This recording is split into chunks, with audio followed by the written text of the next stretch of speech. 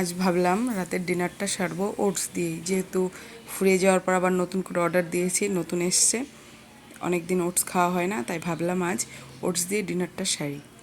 আর এখানটায় আজকে আমি খুব সিম্পল ওয়েতে খাবো। আজ আমি দই দিয়ে নয়, দুধ দিয়ে খাবো ওটসটা। আর এখানটায় আমি 1 কাপেরও অল্প আমি ওটস নিয়েছি এখানটায়।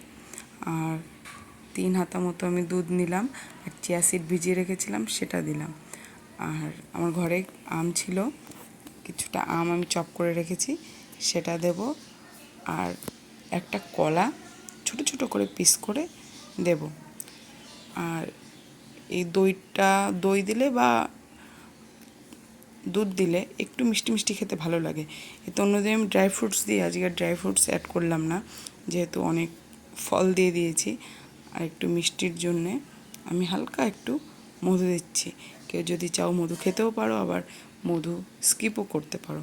মধু ছাড়াও খেতে খুব টেস্টি লাগে। এখানে হালকা হালকা একটু মিষ্টি হলে ভালো লাগে খেতে, তাই আমি এখানটায় মধু অ্যাড করেছি। আর আজকে আমার রাতের ডিনার রেডি।